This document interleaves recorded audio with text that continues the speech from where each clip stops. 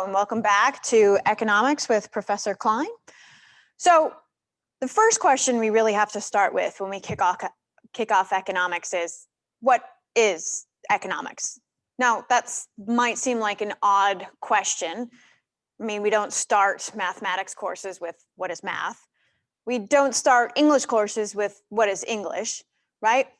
But economics, you probably haven't had any economics courses up till this point. Maybe you took one your senior year of college. Why are we waiting to introduce you to economics? And there's a massive reason. One, it requires an understanding of algebra and some economics. If you understand statistics, that really helps understanding economics. But then it's also a logical progression, right? So economics is a social science. So we use hypotheses and we test those hypotheses. That's the science part. Where's the social part? Well, it comes with the question of what is economics? So in a very brief answer, what is economics? Economics is the study of how people make decisions. Why is it how people make decisions? Well, so far, all that we know tells us that the only beings that can make decisions are people. Right? We expect that humans make, or that animals follow their instincts, and computers are only making the decisions that we have programmed for them. So far, all we know is that humans make decisions. So that is what is economics. It's the study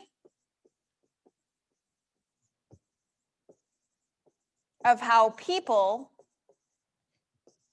make decisions.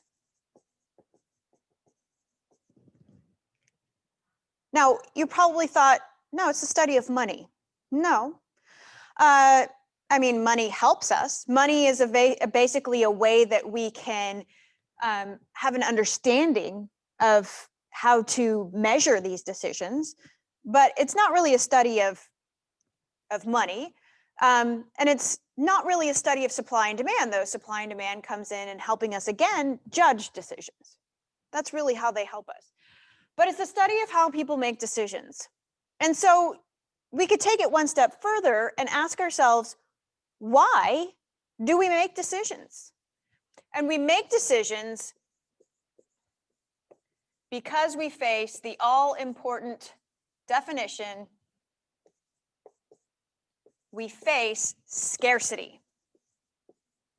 And so a lot of times, if you open up an economics textbook, this is going to be the first definition that you encounter, right?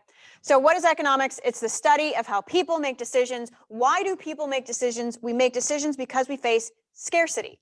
So what is scarcity? You might know it as not having enough, but in economics, we define it slightly differently. Scarcity is many wants, and that more so that we have limited resources, and that's where we might understand the term scarcity even better, limited resources to satisfy our unlimited wants. That's what scarcity is, right? That we have limited resources. So in economics, we will talk about economic resources, which are going to be the big three: land, labor, capital. If you hear entrepreneurship, entrepreneurship is simply the idea of how you're going to use land, labor, and capital to produce something. And so those are going to be our economic resources. We'll talk more about that with the circular flow. But we can think about it very simply from the human perspective. The biggest resources that we have to manage are time and money, right? And I don't care who you are. Bill Gates, he's been surpassed by first Jeff Bezos, and now Jeff Bezos has been surpassed by Elon Musk, and he'll one day be surpassed by somebody else. All of those people, it seems like they have unlimited money. It does appear that way because of how much they can buy. But even if they wanted to create some nonprofits, we've seen this with Bill Gates, they still have to decide which problem they want to tackle, right? They don't have unlimited money to satisfy all of the social and economic issues that we have today. So even if you think of somebody who's extremely rich, they still have limited money. And particularly the one thing that they will all agree on is your time. And that's going to be the basis for a lot of the things that we study in economics. We need to value our time, right? And when you're young, if you're young watching this, we don't tend to think about time because it feels like we have all the time in the world. But if you ask anybody who's getting, up there in age, they'll start to tell you that you realize you're running out of time, right? Time is always leaving us. And so that's going to play into our foundations of economics that we will also get to in a future video.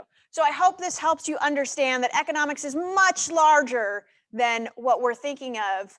And it's really the study of everything, because everything is about making decisions. And so regardless of what your major might be or why you're taking this class, I hope that this class helps you in your everyday life to realize and hopefully make better decisions. All right, so I'll see you next time. And as always, if you have any questions, feel free to email me.